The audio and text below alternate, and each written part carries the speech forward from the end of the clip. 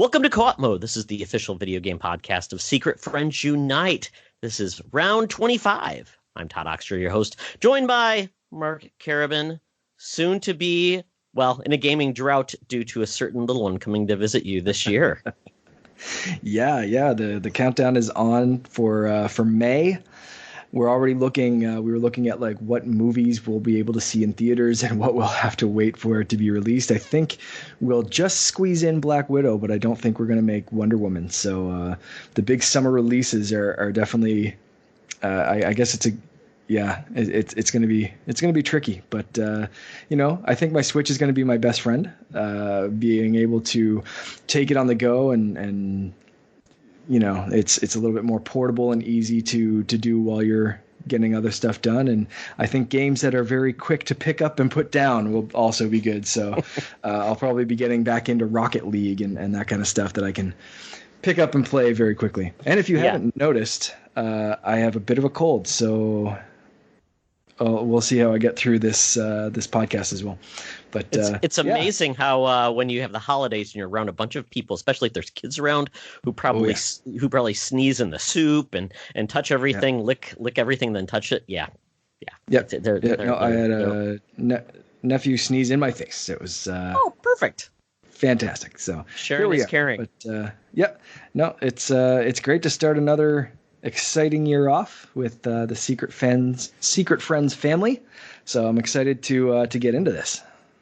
Yeah, this is the first podcast of 2020 for us. As we said, this is, number 25. So, but we've actually been doing this almost a year. So it's kind of crazy how time goes by. But we do this every other week. So it's 2020. It has been a drought of news. So we are not doing news this week. We're actually going to carve up the podcast in three pieces. We're going to start off with our top 10 anticipated games of 2020 that have at least said they're coming this year. Not necessarily a solid release date. Then we're going to do predictions for each of the console holders and third party. And then we're going to finish up with our games of the 2010s. Not the decade, folks. The decade officially begins in 2021. So there you go. Are you one of those people? No, really? I'm not. But enough people have done it that I'm like, you know what? I'll be the dissenter and say whatever. But it's the games of the 2010s. And nobody's come up with a clever name for the 2010s yet. Is it the 20-teens? Yeah, I guess something like that. Yeah, whatever works. Anyway, the last 10 years, we'll look back at some of the games and go in there. Perfect. So what are you looking forward to playing?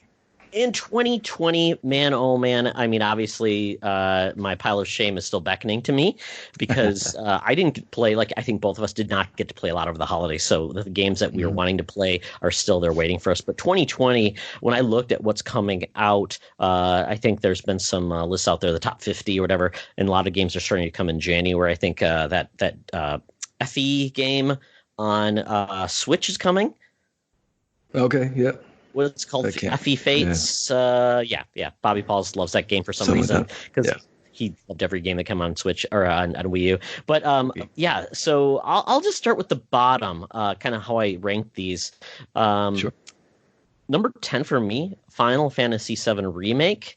And the only reason it's there is because I have played Final Fantasy VII. It's like the only JRPG I ever beat. But the visuals and the updated gameplay and the way they're going to make this game really feel different. And this is only part one. We don't know how many parts there are of this thing. And they said this is going to be at least a 20 to 40 hour game. So I'm just really excited about it, but I don't know if I'll play it, but I'm really excited to see how this performs and how it does. So, but maybe Gamefly will send it to me. Yeah, it's definitely a daunting task saying, get into this and this chunk is going to be 20 to 40 hours and who knows how many chunks there are going to be. This could be an epic saga. So we'll see that one. My number 10 is Gods and Monsters. Looking forward to hopefully getting into that one. It was delayed, but hopefully we still will see it in 2020 and they won't kind of delay it further than that. But I'm looking forward to a new franchise. And I'm excited about that aesthetic. Yeah, and spoilers, that's my number 7 for me too. So I'm also excited about that game as well. Ubisoft has not really brought a new franchise in quite some time, and especially that looks like this. Yeah. Yeah, it's very unique. So I was sad when it was delayed, which means I'm looking forward to playing it. So that's always a good sign for my excitement level. And that's a game you can probably play in front of the baby eventually because Yeah. it's cartoonish. Even if you're beheading monsters, there's probably just it's cute when you do it. Yeah, for sure, for sure. What's Loren approved. Yeah, what's number 9 for you? Marvel's Avengers coming May 15th. Okay. I hate the visual style of this game, but the gameplay looks fantastic. Yeah, they've definitely made some weird creative choices. That's number 7 for me. So we'll see how it ends up, and I hope they have different skins so you can kind of make it look how you want to, rather than the strange hair physic looking designs that they came up with. I get wanting to make the universe your own, but some of the choices are strange. Yeah, it's like a weird, almost cartoonification of the MCU characters in a way. It's weird. It kind of reminds me of remember the Capcom last Marvel versus Capcom game. Some of those Marvel characters did not look right either. Yeah, for sure. Number 9 for me, Bayonetta 3. The only game that I've played over the holidays, and I've only played a couple of hours, is Astral Chain, and I'm hooked. I love it so far. It is awesome. I played, like I said, probably 2-3 hours of it, and I'm just getting into the start of it. But Bayonetta 3 looks great. Love the other 2 in the franchise. Can't wait for this one. And it's telling, I think, the quality of games that I'm excited about this year, that this is so low on that list. Wow. Are they bringing back that like weird Danny DeVito character? Is all I want to know. We will see. We will see. Absolutely. My number 8, Ghost of Tsushima, has a summer release date, not specific when, but I'm excited to see what Insomniac can do, because really this is only their really third IP they've developed.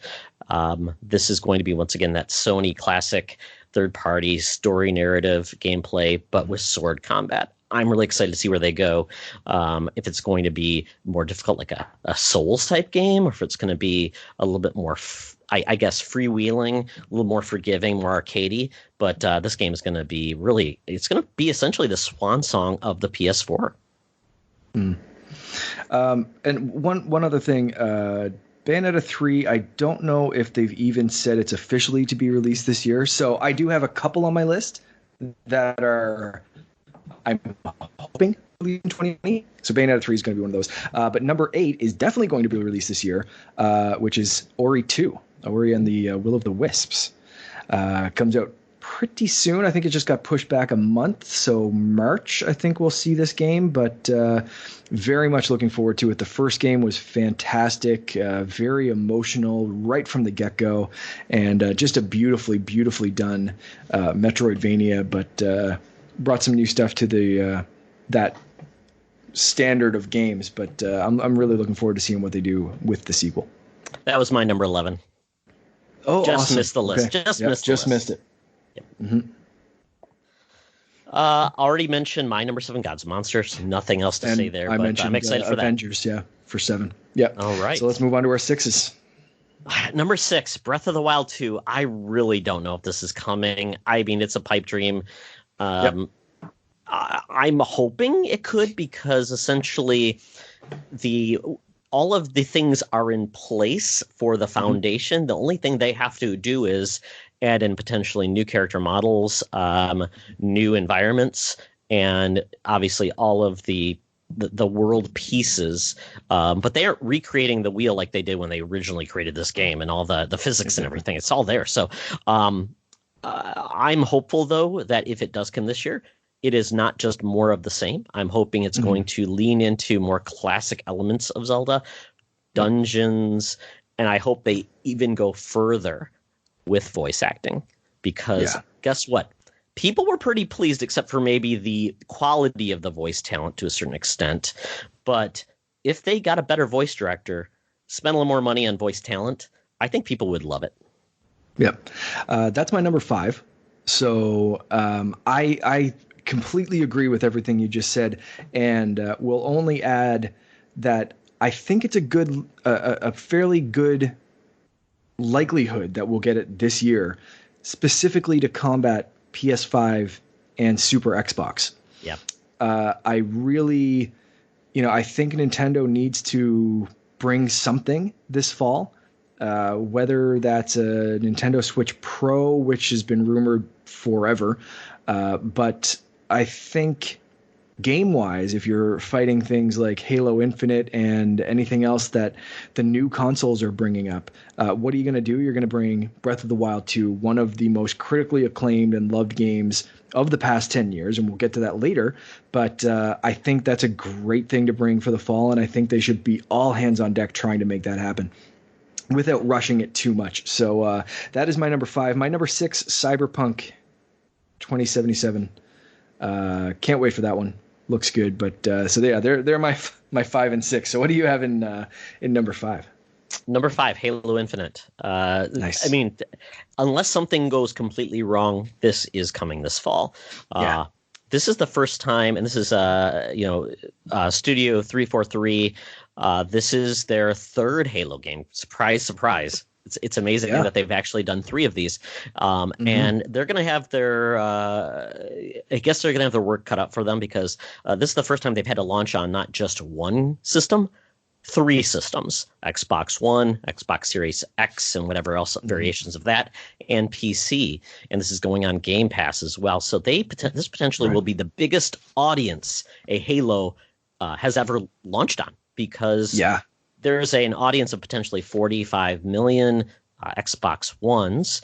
And now that the Master Chief Collection's on PC, think of how many PC players are now finally playing that. So the appetite for this game is going to be voracious. I think it's a new engine as well. So we're going to see Halo do things it never has been. And I think 343 really needs, we know they can do the multiplayer, but this is where they've had 3 times to create a compelling story. And this is when they have to nail it. They have to make people feel like they can really take the mantle from Bungie and just deliver it, because I don't think they get away with another subpar story, because at that point it's like, then you know what, guys, just do multiplayer and Halo, have somebody else do the campaign and take it off their hands. Yeah, for sure. That's my number 4.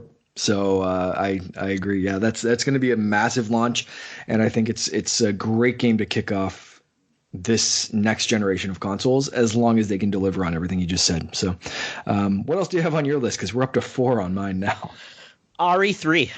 This game's coming out April 3rd, and everything that I loved about it, RE2, looks like it's just going to carry over to RE3. RE3, though, I would say is a less loved game. I never played it, but I remember the Nemesis character, and he looks a lot. I mean, he's kind of going to be like that Mr. X guy. So playing with the success of Mr. X in 2, Nemesis, I really don't know what else to say, but I'm stoked for this game. But it's coming out at such a tight time of big games coming out that I don't know what's going to get missed for me and get missed. So that is my number 4. Right. I think with the success of RE2, that this game might not be missed, but other things could be. So it'll be interesting to see. And your number 4, did you say that was?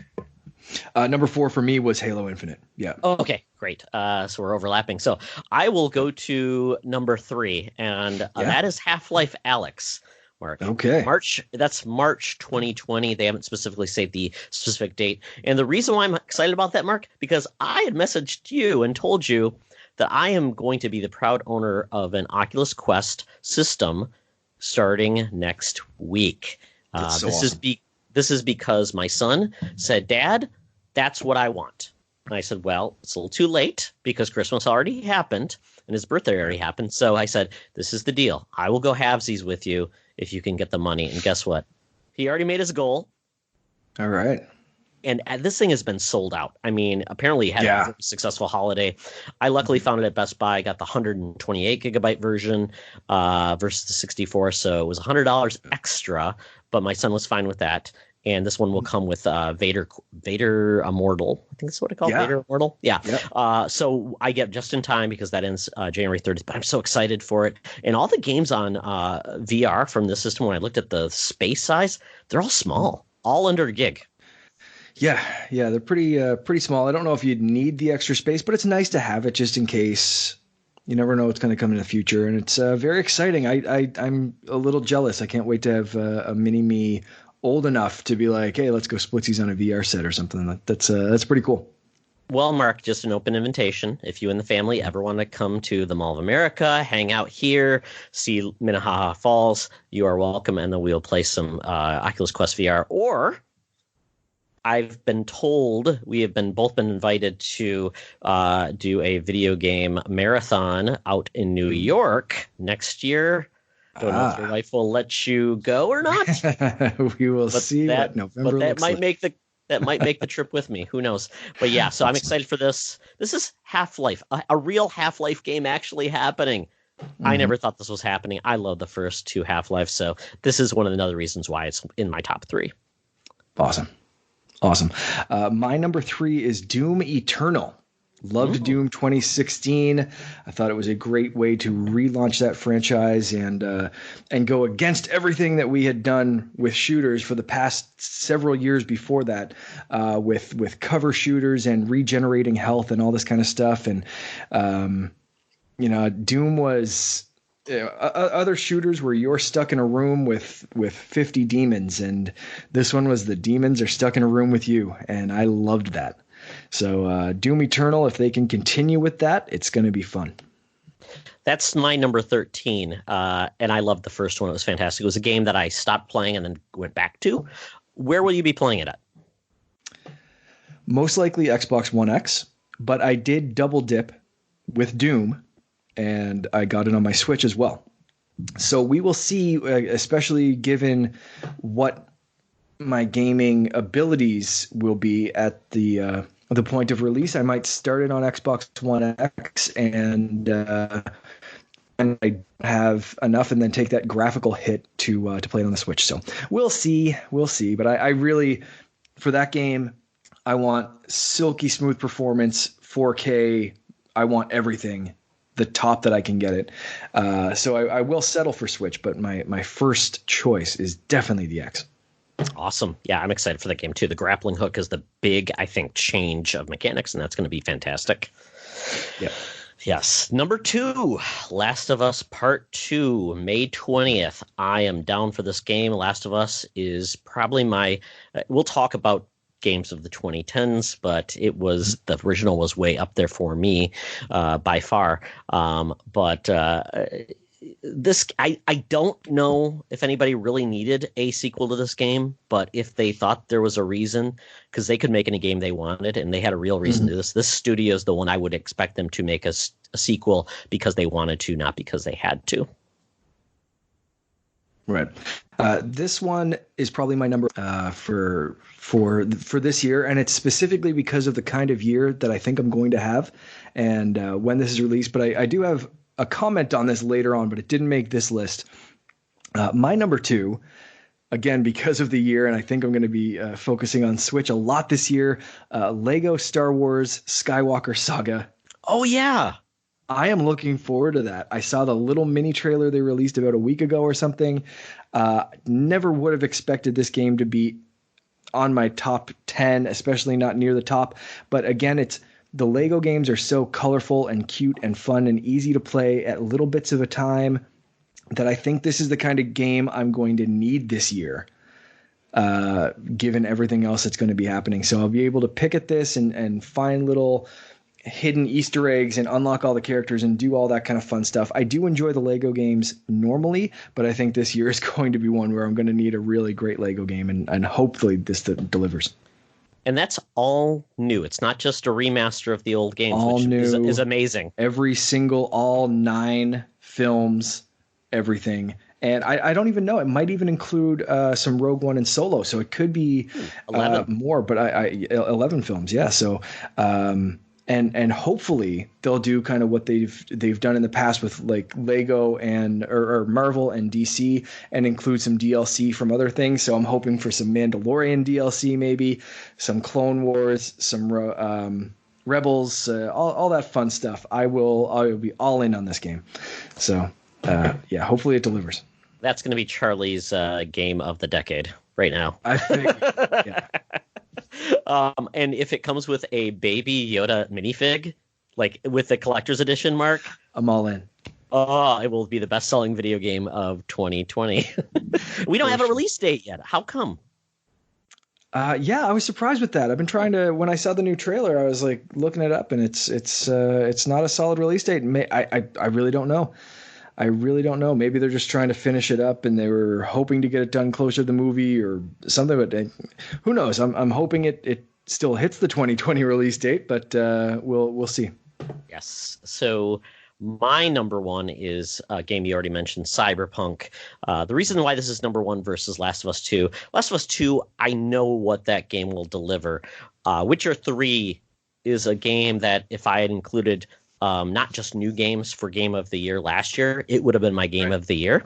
But this team changing, perspective from third person to first person, putting it in a world that I've never seen before. All of the abilities to do different things in different ways, and it's beautiful. And the fact that I just don't even know where I'm going to play this game. Quite honestly, I could play it on PS4 Pro, or I can play it on PC. I'm going to figure out what will give me the better experience. I'm probably leaning toward PC, but we shall see. But this, I don't know. I've not played in a world like this before, and it has me greatly excited. Yeah, for sure. It would have been higher on my list again, but I based mine on the type of year I think I'm going to have and the type of games I think I'm going to be able to get into and really put time into. And sadly, that fact moved this down my list a little. My number one, again, the kind of games I think I'm going to be able to play, Animal Crossing. Ah, perfect. The trailer just dropped this week. A new trailer about the desert island from Tom Nook, and my wife is a huge fan of this series, and I can't wait to play that with her and be able to share that and go to each other's islands and visit our houses and have that kind of shared experience as well. So that for me is always a fun experience, but we've never had it on a home console before. It's always been on little handheld screens, and we both have our own Switches specifically for this game because it was supposed to come out last year, and I'm really looking forward to it. And I think it's again going to be one of those games that I can pop into for 5 minutes if I have a chance, and hopefully I'll be able to put a little bit more time into as well. But Animal Crossing for me, number one. And this is the game that Bobby Pauls will be buying for me. Oh, yeah. I believe is what he said. If that's the only way he'll get me to shut up about Animal Crossing and bashing it, is if he buys it for me. So we'll see how that goes. Right. Yeah, because if not, I will be having very many Animal Crossing jokes about furry behavior in 2020. You know what? If Bobby's not fully into getting that for you, I'll at least go splits on it with him. So we will get you that game, and we will get you hooked. I cannot wait to visit your town. So there's it'll be the greatest GoFundMe of 2020 right there. Can't wait. Oh, well, that's some good top 10 announced game lists. Yeah, I mean it's like I said, it feels like too much because those are the games that have release dates are all basically until June. Mm-hmm. And then E3 hits, and then hey, here's all the games that are coming, starting in September through the end of the year, and it's like too many games. Yep, for sure, especially for me. Yeah, we haven't even talked about new games on new consoles, which we only have a few that are actually confirmed. So I tried not to get into those, other than I think Halo Infinite, really. Yeah, and I think we'll know more about what's happening. I think even this month, Mark. I think we're going to have Sony's apparently going to be at CES. So they may decide to take the stage there and kind of have the world at their stage. They're going to have a lot of journalists. It's going to be electronics. It could make a lot of sense.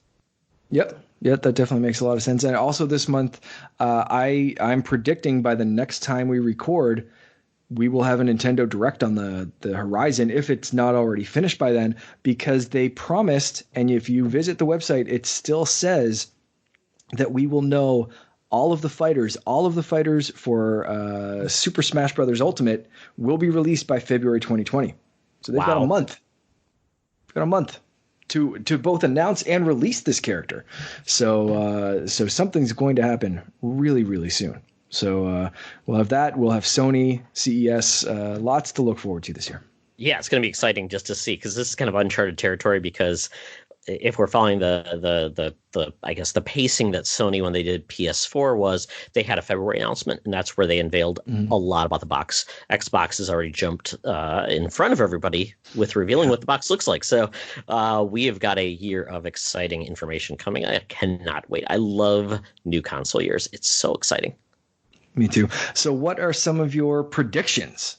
We've talked about some of the things we kind of know. So what else are you predicting for the year? Mark, these really aren't predictions. These are just facts waiting to happen. Right. Yes, of course. Yes. Where are we starting? Switch?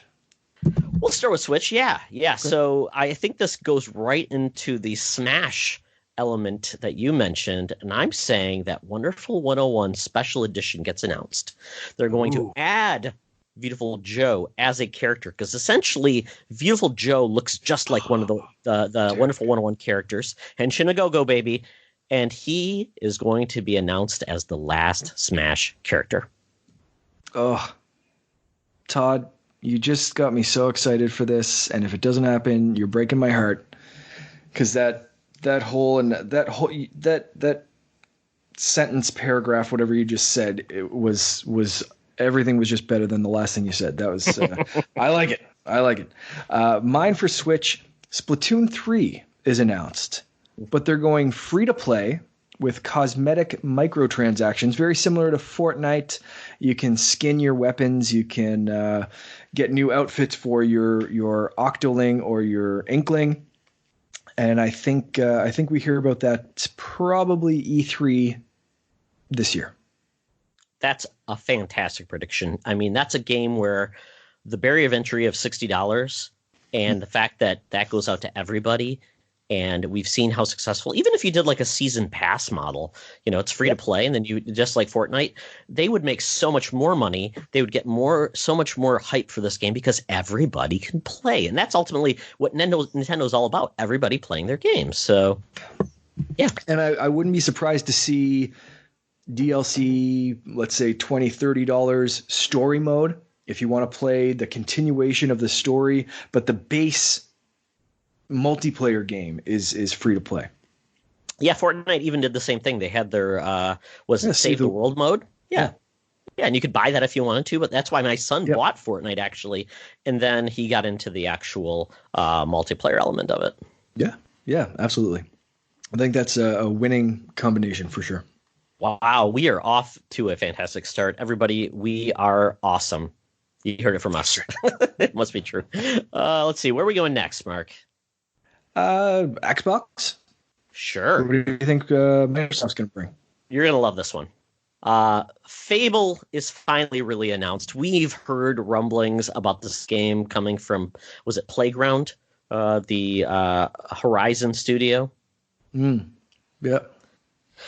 And I'm saying this time, though, we're going to get a new Fable game. It's going to have a co-op element to it, but it's going to be a co-op companion pet. And it can be controlled by your friends. But if you have no friends, it's going to be controlled by strangers if you want, randoms. Or if you don't want randoms, AI. Sorry, I was coughing. Very cool. I like that. I like that neat little twist you put on there. That's cool. It reminds me of that mission in Witcher where I talked about where Roach, you were hallucinating and Roach was talking to you, and you're basically controlling Roach. It would just be funny if that was your horse and your friend was controlling your horse, and you could let your friend drive essentially, as you could do combat yourself. How much fun would that be? It could be so much fun. That could lead to some incredible memeable moments, I am sure.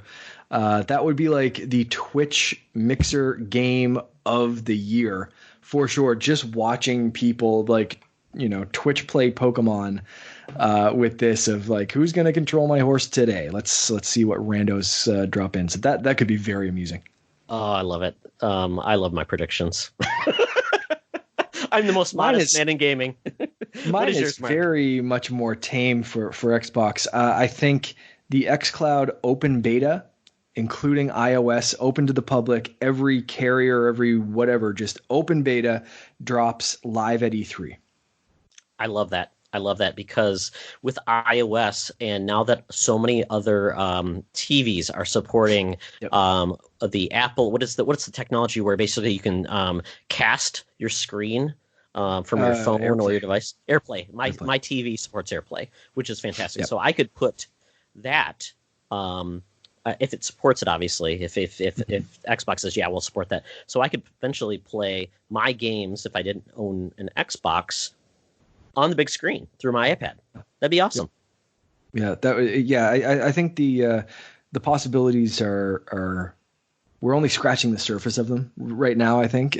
So I think they'd be smart to do again and call it open beta. I don't think launching xCloud at E3 is a high likelihood because they're seeing what Google Stadia is stumbling with.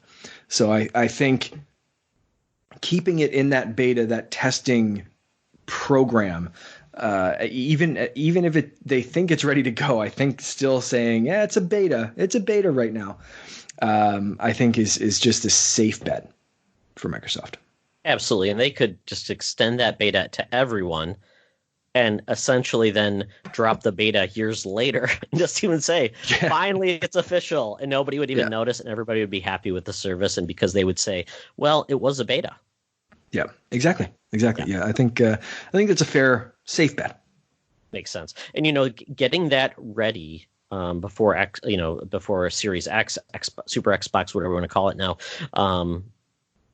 it just makes sense to do that before it launched. And it was smart that they have handled it that way leading up to that launch. So it's not something brand new dropped on everybody when a new console is dropping. Exactly. Yeah, I think, getting it out of the gate long before, or at least a few months before the big fall releases is another, again, safe bet that I think they want to keep rolling this out and getting people used to it and getting people into that Xbox ecosystem. You get xCloud, Game Pass Ultimate. You get people in there and they want the Series X. Okay, we get to the last console holder with Sony. My prediction is PS Now gets rebranded. Well, PS Now and PS Plus gets rebranded as a singular service called PS All Play. Includes PS Plus, PS Now, also includes VR games. And you're also going to include all first-party games at launch. It's going to be $100 a year or $11.99 a month, undercutting Xbox Ultimate Game Pass. Wow. All right. Swinging big. That's what I do, Mark. That's what I do. I like it. Mine takes a bit of a different approach, but I think The Last of Us 2 is going to showcase PS4 backwards compatibility with the PS5.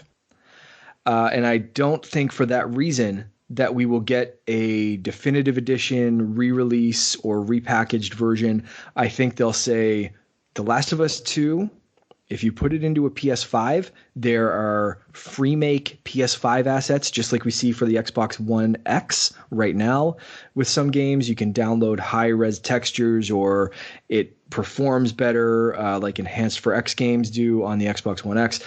But I think, in essence, it's going to be the PS4 game, not a PS5 game, and they're going to use Last of Us 2 to showcase that. But there are going to be other games that take advantage of it. I love that. That was one thought I was having about last gen. We just really got the remasters and everything. Everybody double dipped.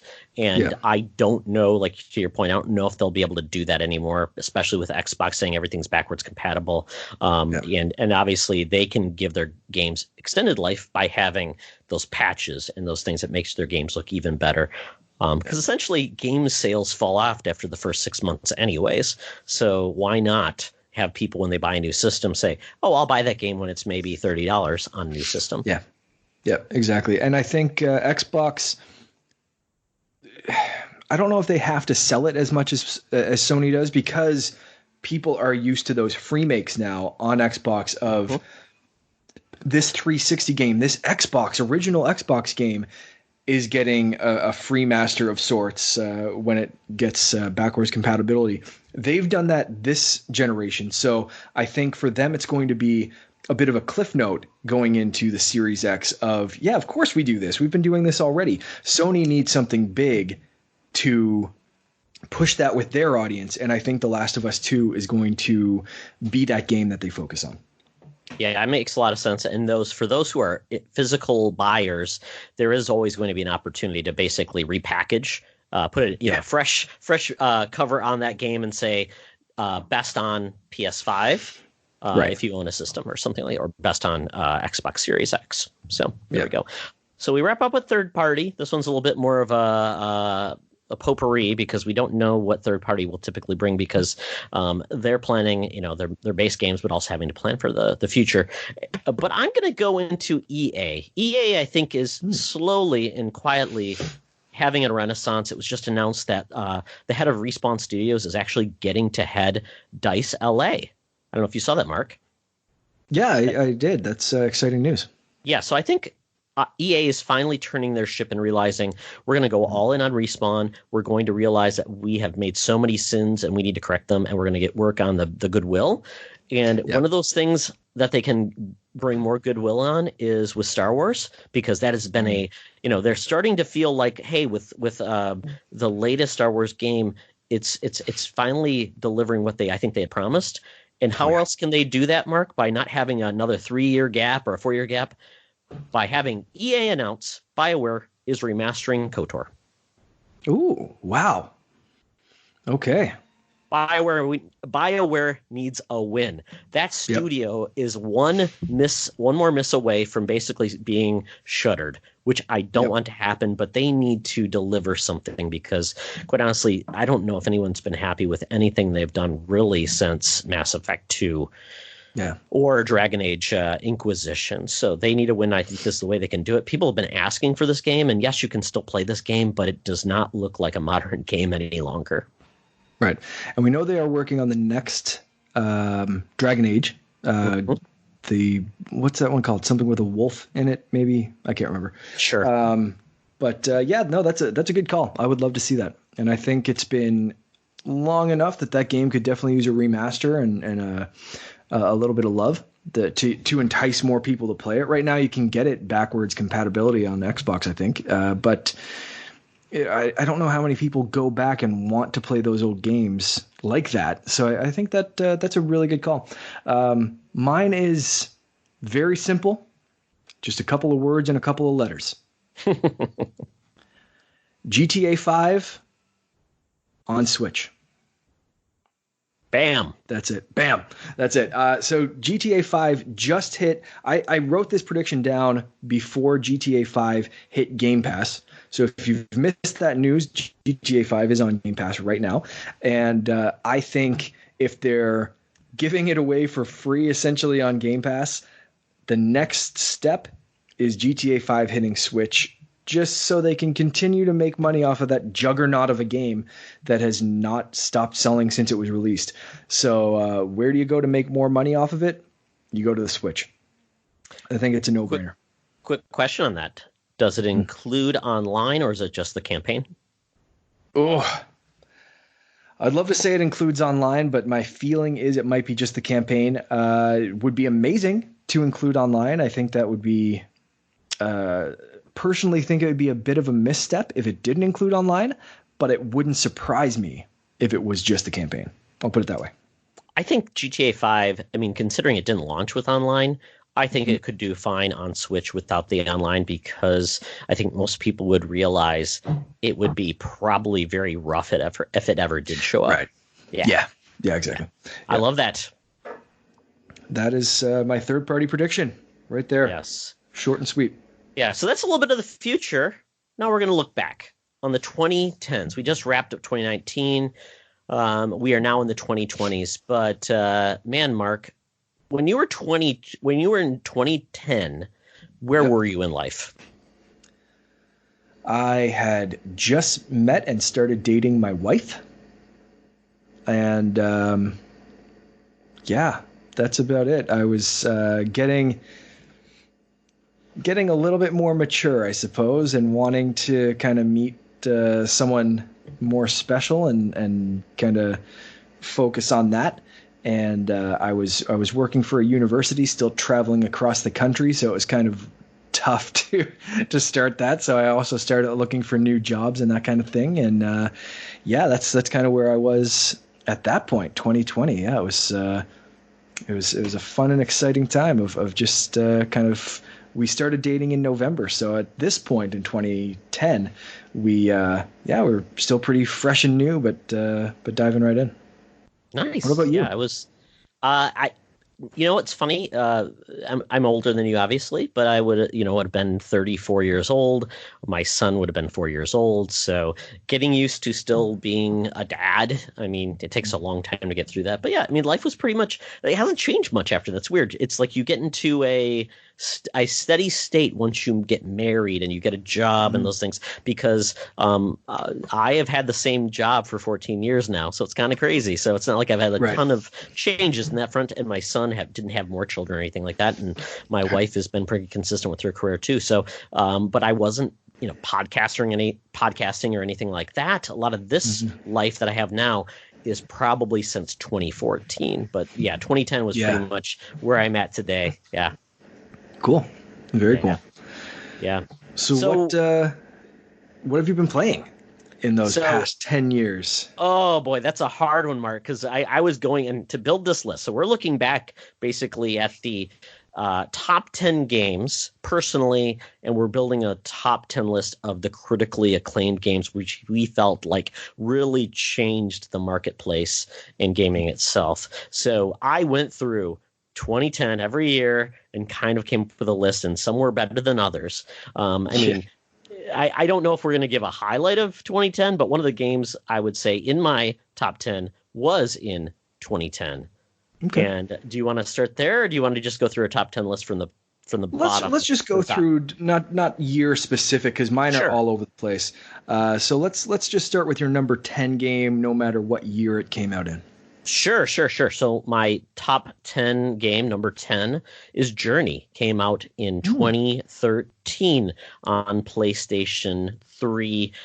I don't know if Journey has come out anywhere on any other consoles or PC at this point, but that game was very short. It was probably like 3 to 4 hours long, and it was one of the first games that really resonated with me in a different way, with a gameplay that wasn't necessarily about killing anything, beating anything. It was just taking a journey and sharing it with people I didn't even know who they were. So Journey is one of those games that just definitely resonated with me and left a mark. Yeah, for sure. My number 10 also came from 2013. So interesting that we're both starting there, but very different game. Assassin's Creed Black Flag. For me, I've always been a fan of that group, but Black Flag stood out with one that I loved the setting. I love the pirate theme. I love the hero, the protagonist with Edward, and thought it was great. And I've since bought that game.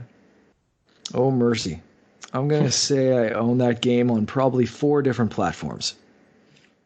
Wow. Yeah, I remember that was that game first on next gen, like PS4, Xbox One?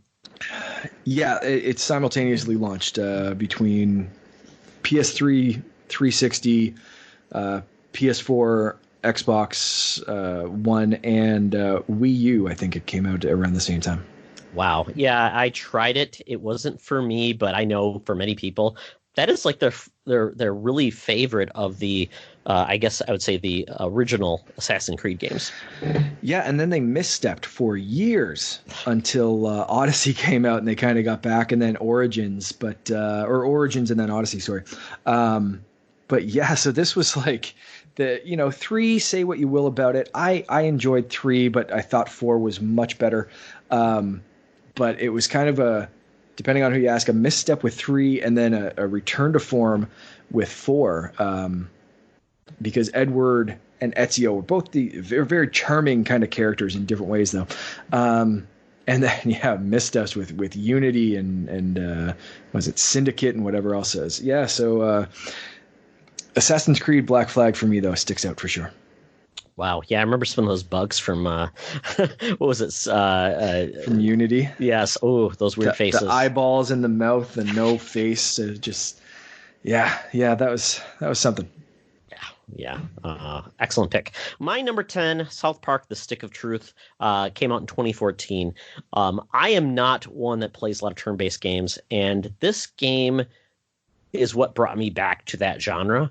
And it was with one of the best comedic games. It was JRPG, turn-based mechanics, great story, great humor, and it was only 20 hours long too. I think that was the big part.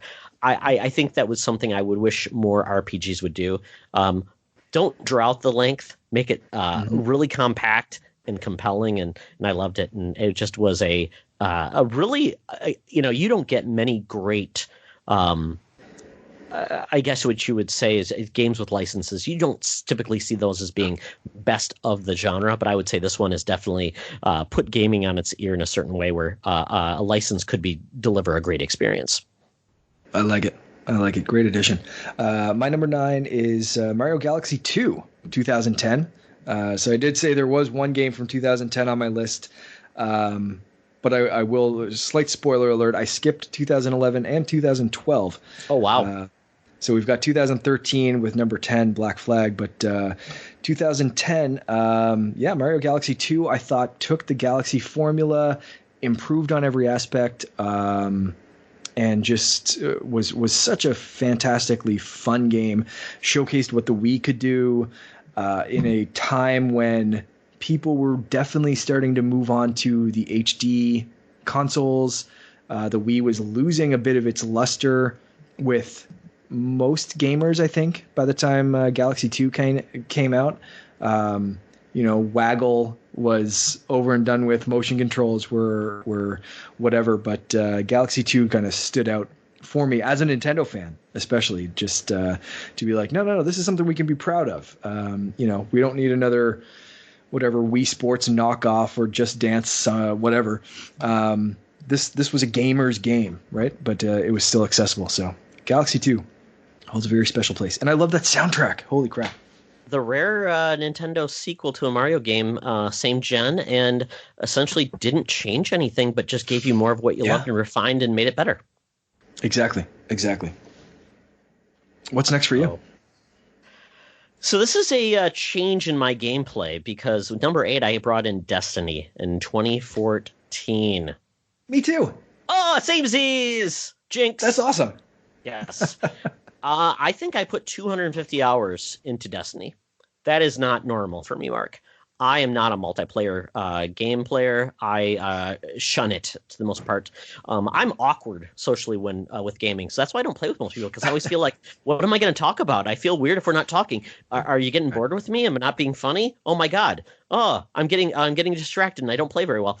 But this game really opened the door for me making new friends online in the weirdest way. Ray Azorio. I met Ray Azorio through this game. We played the Destiny Alpha on PlayStation 4, and we became good friends to this day, and I met more and more people, and it was fun. My first raiding, I've never raided before, Mark. I didn't raid with this game. I pleaded people through like a matchmaking service. I forgot, looking for a game or something like that. Right. Found people from people from overseas to game with me on my birthday, because I'm like, I want to raid for my birthday, and I did. And to this day, one of the nicest people in the world, Scottish dude. I played with Norwegians, and we beat the first. I forget what raid it was. I loved it, and that's something I would have never done before. It's an imperfect game. It had a lot of problems, but it kept me coming back. And I would love to go back to Destiny again. I've kind of fallen behind after Destiny 2.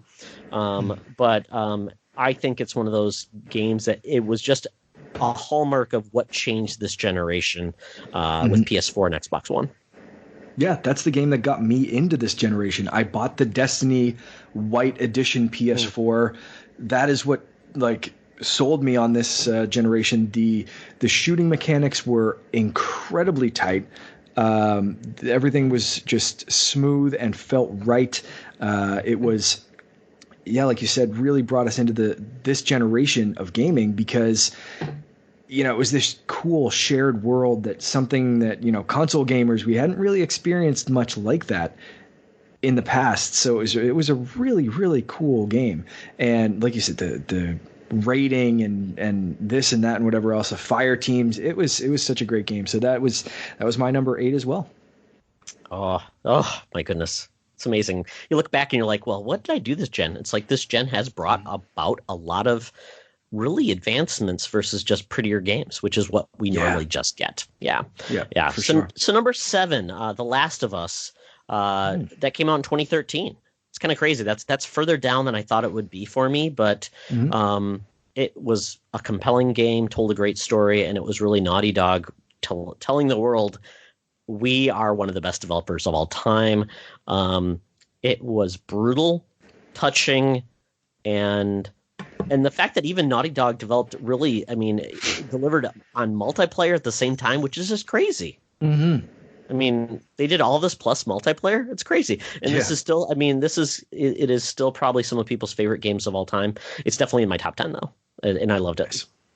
Nice.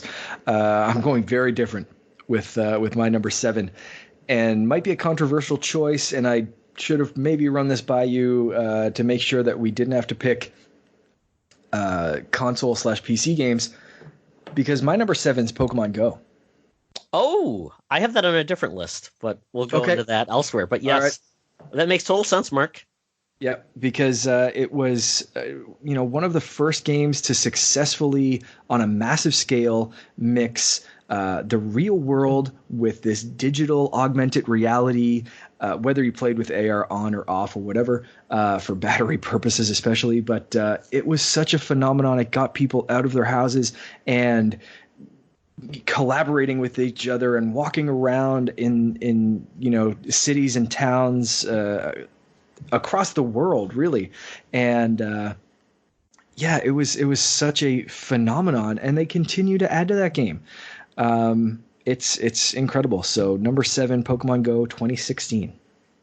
Yeah, I mean, I don't think that's shouldn't be included, because gaming is more than just consoles these days and PC. It's whatever's on your phone that you can play. Apple obviously bringing their gaming service to the table. It represents a change that happened in 2019, and I love it.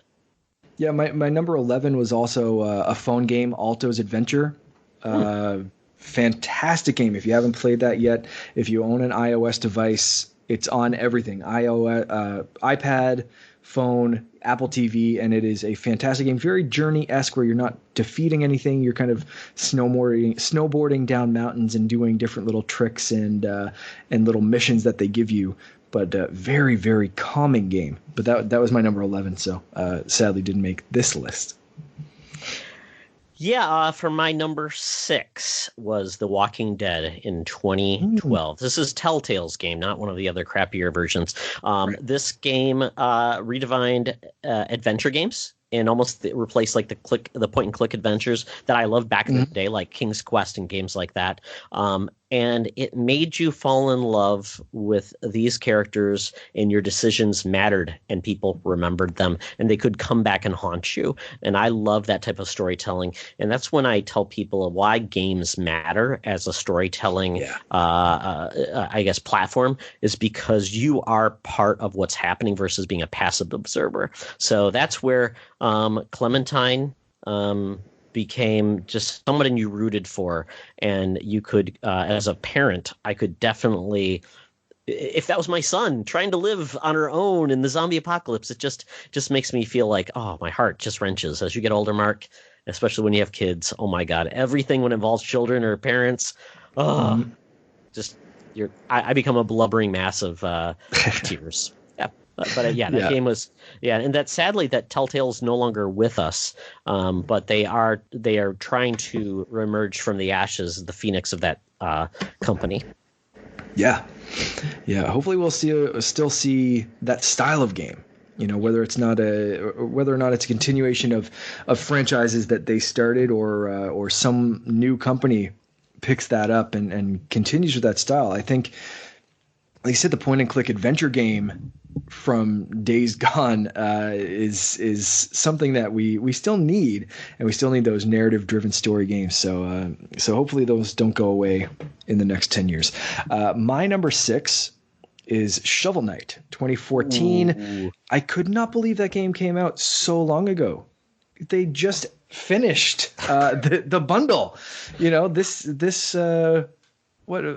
past month or so. I played that on Vita, Mark. I played that on Vita. Oh, me too. It's another game where I owned it everywhere. Yeah. Own it on my Switch now, and it is a fantastic game.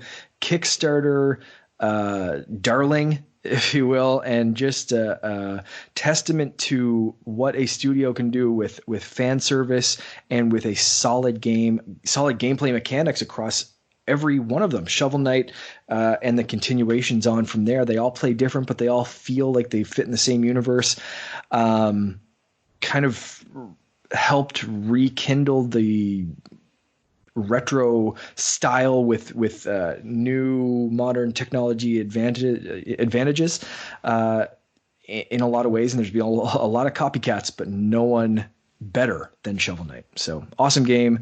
It's got its own amiibo, plush toys. It's a phenomenon. I mean, it's fantastic, and I struggled between this one and my number 5, and we'll get to that in a second. But Shovel Knight's number 6 for me. That was my number 13. I was at Best Buy and I just saw the 3-pack of amiibos that were just released for this, and it was a Kickstarter darling. And Shovel Knight has been in other games as well. So, and I think he's even in Yooka-Laylee. Yes, he is. Yeah. So kudos. We need more, and I can't wait to see what they do. I know they've got another Shovel Knight coming, but I want to see them doing something else. I definitely do. Yep. Shovel Knight Dig coming this year, I believe. Yes. My number 5, Arkham City. It came out in 2011. I know Arkham Asylum is considered some by the most, but they took that simple Metroidvania concept, and they said, let's go and make it open world, and they did, and they nailed it. And I love this game so much. It was beautiful. I would say almost like the melodic fighting system, where it feels like a rhythm game. It just felt like it went to another level with this, and it just totally delivered.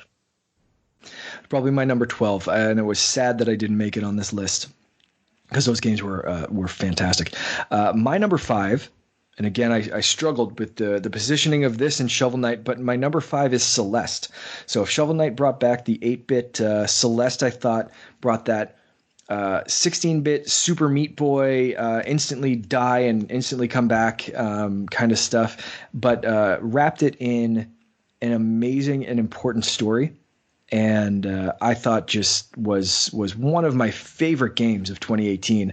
And again, weird that it's down, I'll say so low, but I mean, these are some amazing games. But number 5, I think, was a good position for me for this, but it could have easily been in my top 3, depending on my mood, right? It's a lot of these are going to be interchangeable depending on how I'm feeling at the time. And I'm looking at the list right now and I'm like, I want this. Anyway, if you haven't played Celeste, go play it. It's fantastic. Yeah, that was really pioneered accessibility, where you could play the game with almost everything turned on, so you didn't have to worry about dying. So yeah. I love the fact that they added that in, because they want just people to play this game rather than be stuck because of the gameplay. Mm-hmm. Yeah, for sure. Wow. My number 4, Skyrim. Another 2011 game. Wow. My list feels very heavy to the early part of the 2010s versus the later part of the 2010s, but oh well. Skyrim is the first Elder Scrolls game I really got into. I was scared to play this game because I wasn't sure what to expect.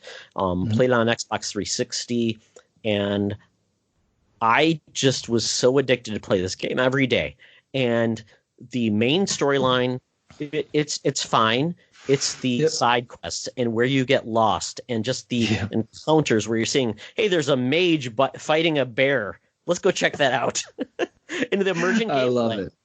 Yeah. It was crazy. And then you could just really change up your gameplay style. Oh, I want to be a mage with dual fisted, mage attacks, or I want to have, a huge or maybe a one-handed axe, and I want to have fire throwing and using spells and the curses and the DLC and so many awesome side quests that you just never knew what you're going to find. I remember the one side quest where you got drunk. You woke up and then you had to trace back to see what you did and why you were, without clothes. And it just nailed that so much and made me want to continue on with that game. So I think I put about 100 hours in that game. That was, for me at the time, that was the longest time I'd ever played a game. One game like that. Right. Yeah. Didn't make my personal list, but I'll talk about it later. But fantastic game. And I've another game that I've owned and played at least on 360 and Switch, but put a ton of time on 360 and another good chunk of time on the Switch re-release. So fantastic game. Would have been close to like in that top 15 for me. What are we on? Number 4 for me is Mario Kart 8, originally released in 2014. This is the pinnacle of Mario Kart. If you like that series, there's nothing better than this one. Solid online, solid multiplayer. Almost brought back battle mode to the N64 heydays. Not quite, but they're getting there. And the Switch re-release is even better in my opinion. But if you're talking about time put into a game in the past 10 years, Mario Kart 8 in my house, way up there. So that's my number 4. Awesome. Number 3, like number 4, has a lot of similarities, and that's Witcher 3. Came out in 2015. And then Mark, I was telling you that I can't believe this game came out in 2015, and I finally beat it in 2019.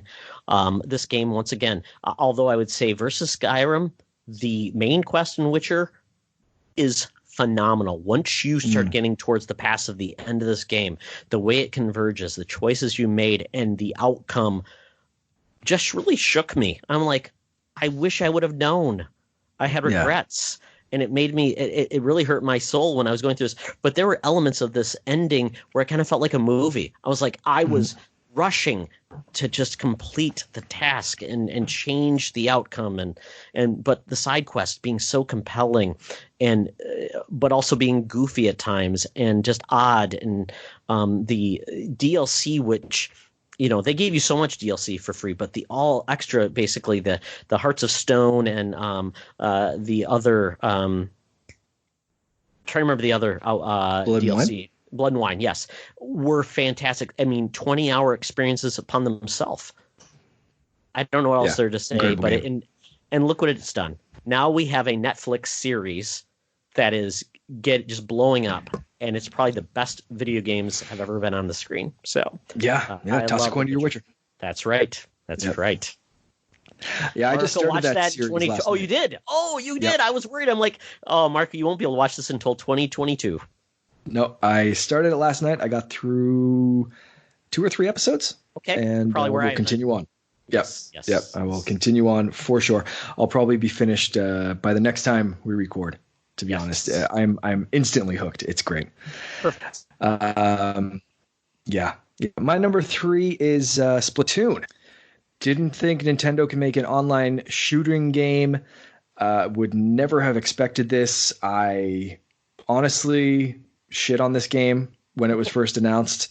And for me to go from what the hell is this to making a podcast about this, the Ink Strike podcast that lived for a little while Splatoon was very, very popular.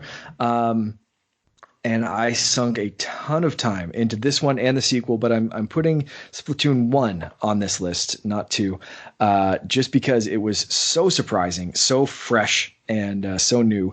And that's my number 3, 2015. Great pick. Yeah, Nintendo, I would say, I think they finally figured it out that, hey, make new IP and people will come. And that's fantastic because it's really, I felt like the best thing that ever happened on Wii U. Yeah. What's we're into the final two. What's your number 2 game? Yeah, this takes me to the beginning of the generation, which was or of the 2010s, which is Mass Effect 2. 2010. Ooh. Mass Effect is why I got an Xbox 360. I owned the original on PC, and I had some issues with it on PC. So I said, you know what? I've got a friend. He's going to loan me that game on Xbox 360. I got an Xbox 360 because I won my my fantasy football league. So the money I had, I bought an Xbox Arcade Edition, the cheapo edition. Nice. Which is funny. As I ended 2019, I also won my fantasy football championship this year, which is funny because those are the only 2 years I won in the 2010s. Good little bookends. That's great. Yeah, and it's what's funding my Oculus Quest. So there you go. Fantastic. That's why I play. But Mass Effect 2. This is the game that went from being just a fun sci-fi adventure to being a sci-fi saga. It built a world. It is one of my favorite what you would say, I guess it would be one of my favorite science fiction stories of all time. The characters, the world they built, and the fact that they changed up the combat from the first one to the second one made it exciting. You're building the team, you're meeting all these cool characters, and I think this is pinnacle BioWare, and it saddens me that they have never gotten back to this level.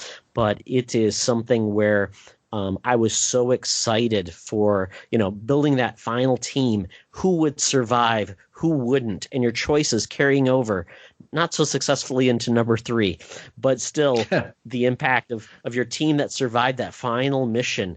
Oh, it's in the romances. I've never cared about romance in video games before, but this one I did. I sought out relationships, and it was just so much.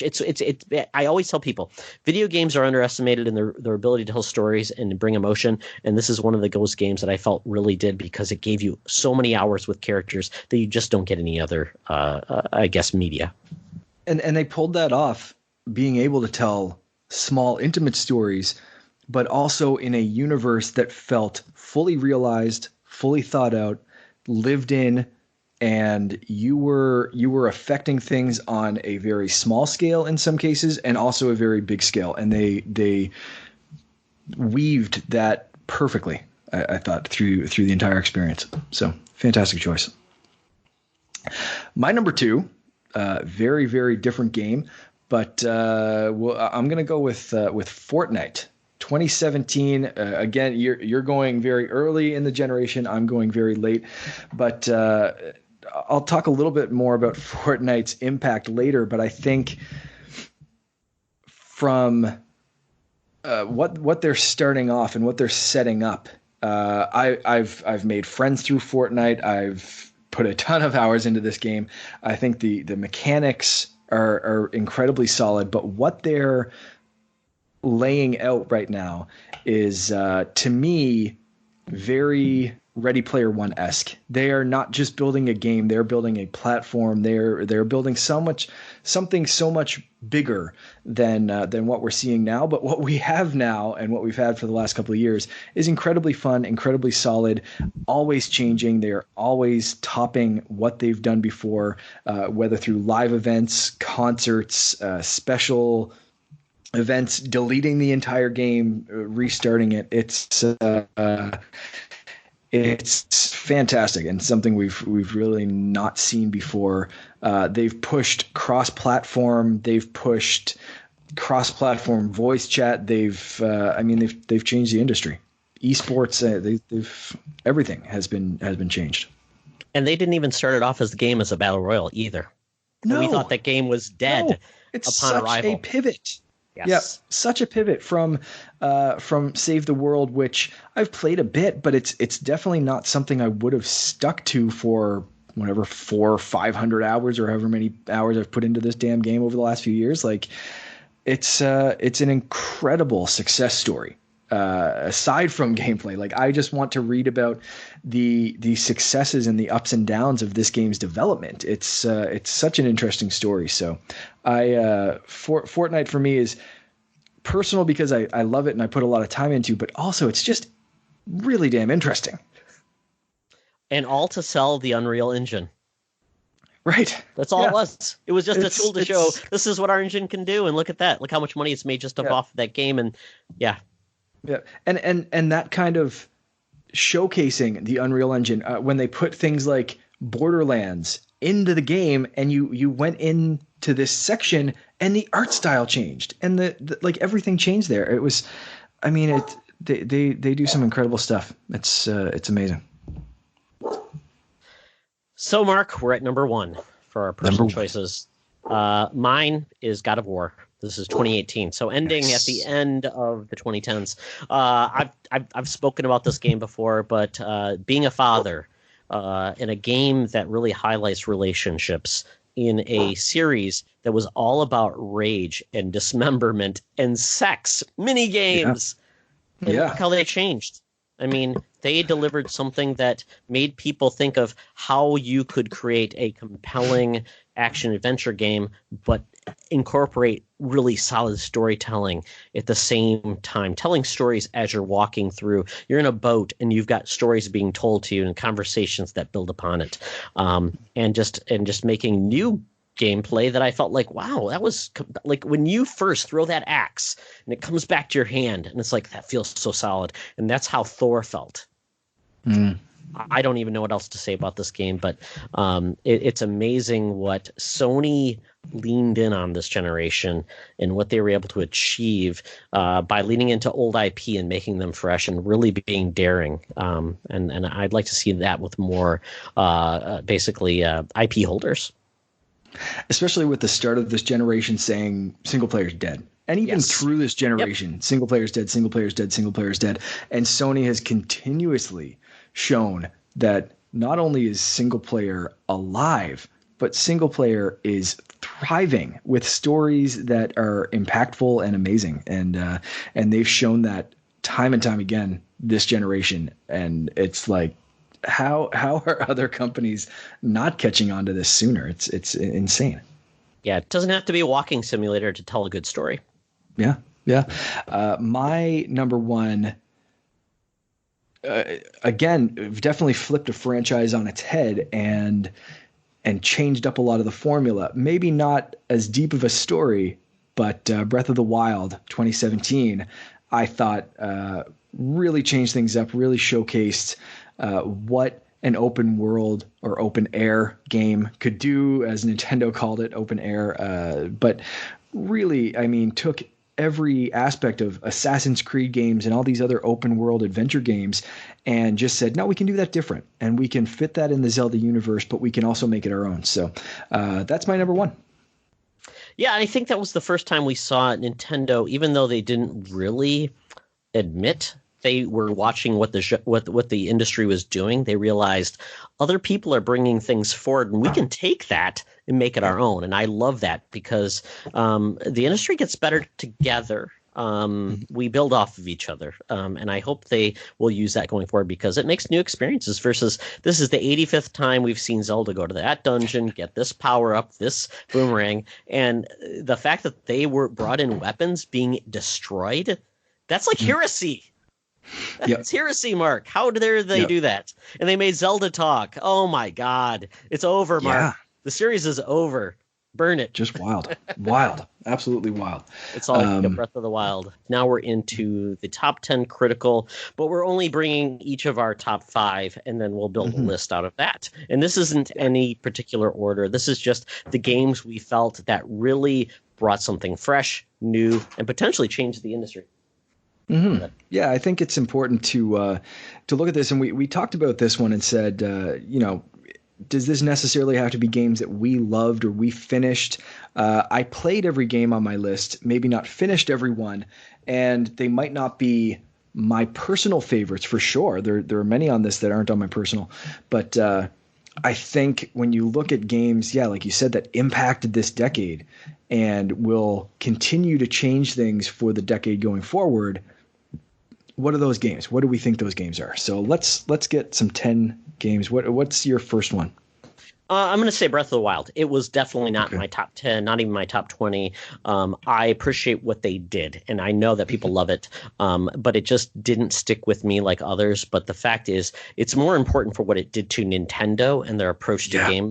game development and what they could bring forward and really reinvigorate their game. So I'm excited to see the impact it has on their future franchises. But this game definitely said, we're going to rethink differently about the classic franchises and the things they can build in regards to and it's their attention to detail in regards to physics, the building elements, and the traversal, which Assassin's Creed first, climb anywhere, but Zelda made it really climb anywhere. You didn't have those classic fall off the building like you had Assassin's Creed. So Breath of the Wild, I felt like it was just, and also for Nintendo trying new things and not being afraid to fail.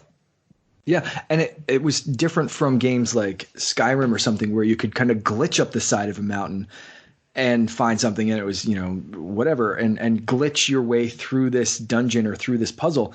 Zelda embraced that with the physics and with here's the way we think you should do this puzzle, but also you can just line up a bunch of metal swords together and kind of short circuit this thing as long as the physics makes sense. And if you can figure out your way up top that mountain, go for it, go nuts. Like it was an incredible change. I have that on my list as well. So my next one, the one I will add, just talked a whole bunch about it and why it deserves to be on there, but I think I'm going to add Fortnite to the list for the reasons I already mentioned. So let's move on to your next entry.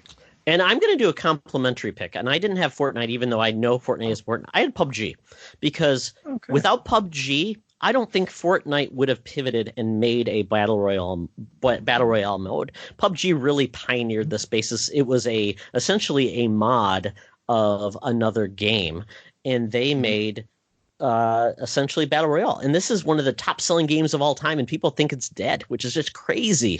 And it wasn't appealing. It did not have the broad range. It was on PC primarily, then went to Xbox. So it was kind of been held back. They didn't have a free to play mode or anything like that. This is a paid game. So, but the fact is, this was the game that people were like, oh, this game's going to change everything. And essentially it did, but not through their iteration of it. But I think it laid the groundwork for battle royale as we know it today, and Fortnite has taken and run.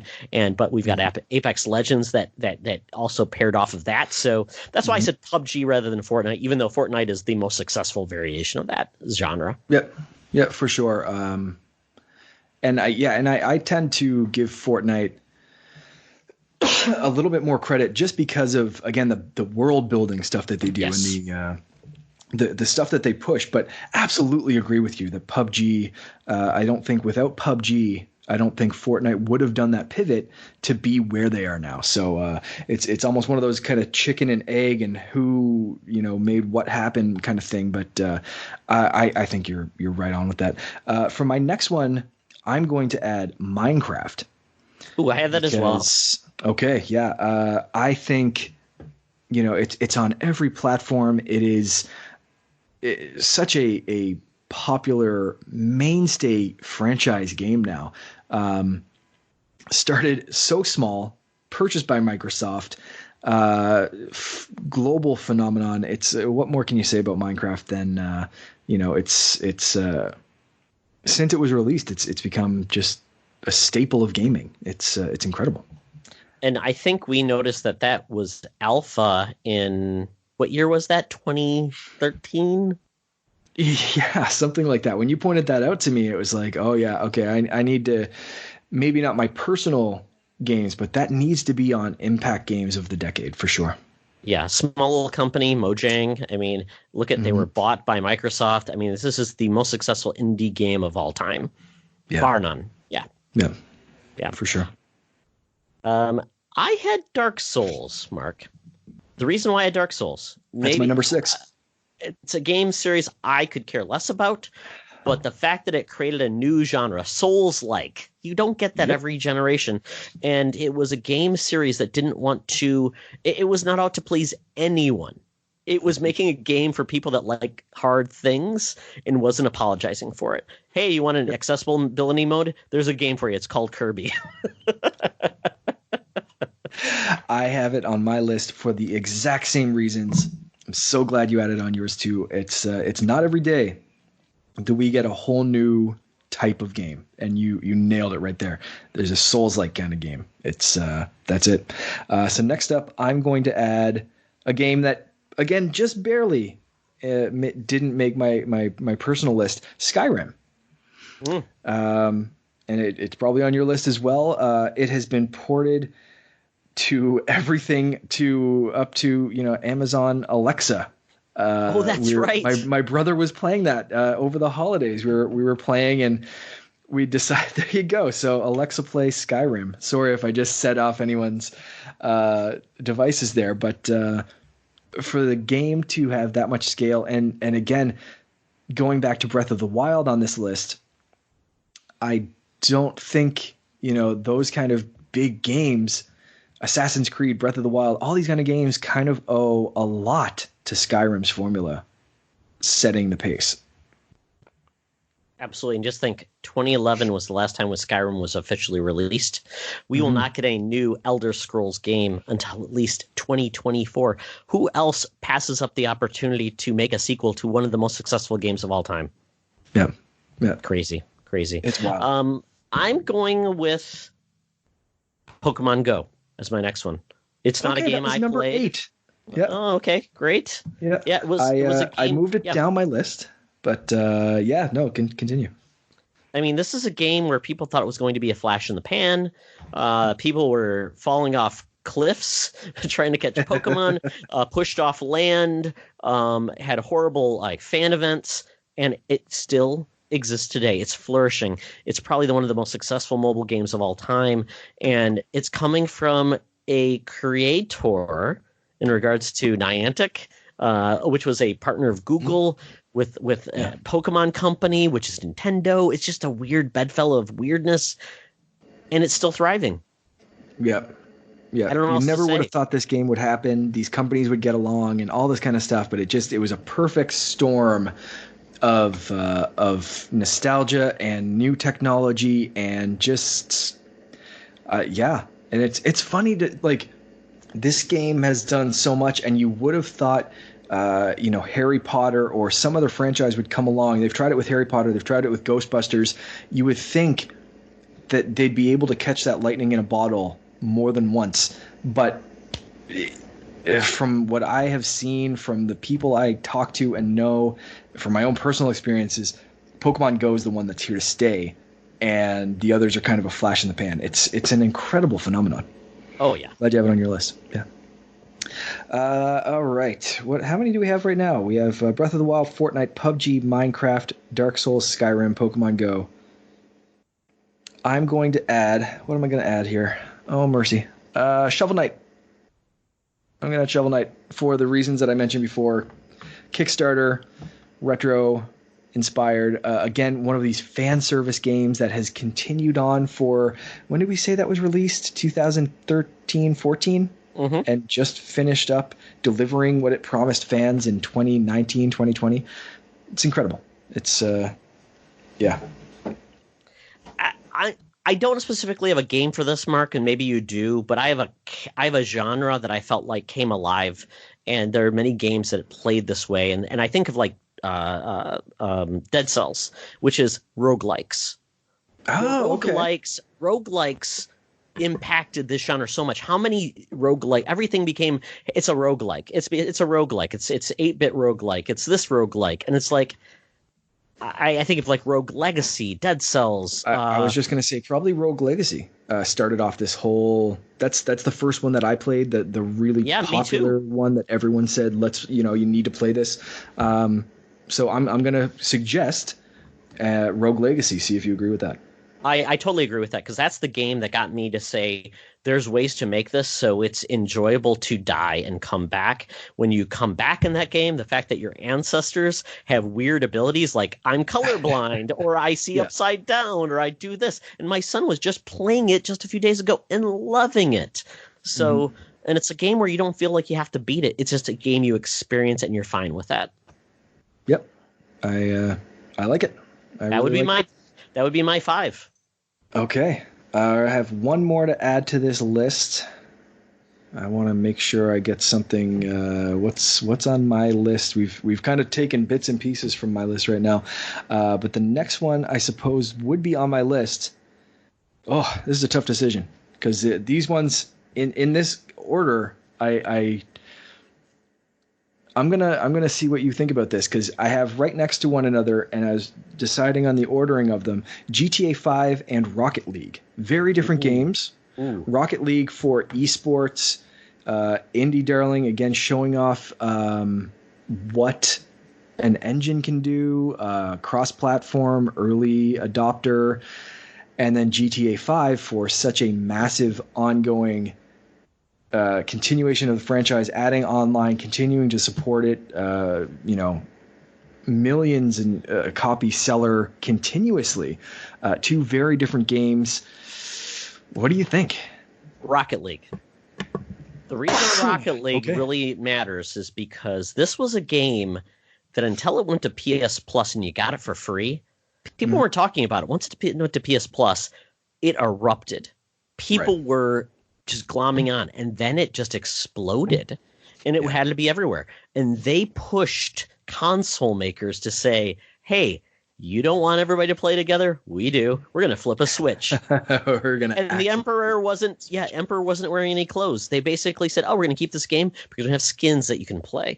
And it's fun. And who would ever thought that cars playing soccer could be interesting? This is a little indie studio that one of the founders of the studio was a PlayStation Beyond podcaster back in the day. Yep. I mean, that's where I would say versus GTA, it has had a success with online and things like that, versus this game was like, it became a thing this generation and really said we can be a presence. And I think that game did a lot. So that's a good pick. Yep.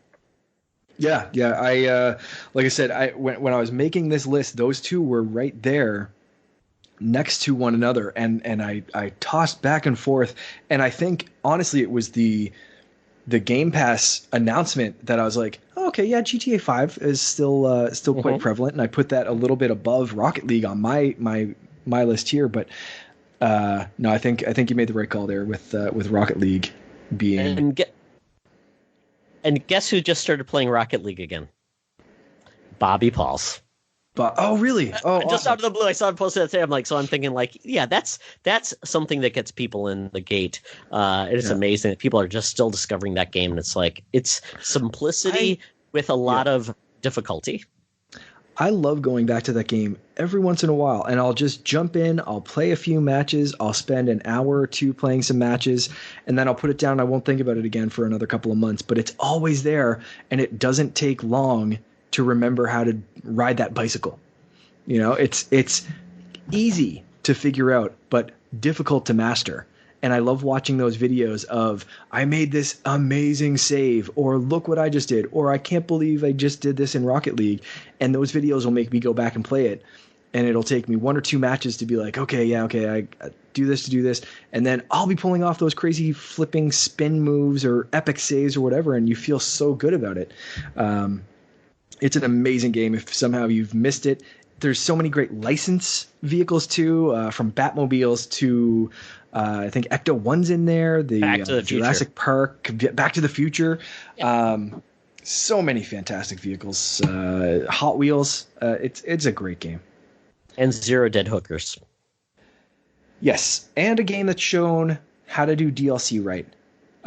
Cheap barrier to entry. I found they have such a perfect balance because it's either you pay full price to the game and your DLC's low priced or overpriced in some cases, or it's a game like Fortnite where the game's free but the DLC, in my opinion, is overpriced. Oh yeah, $15 for a skin. It's crazy. And that's speaking as someone who's spent too much money on skins, admittedly.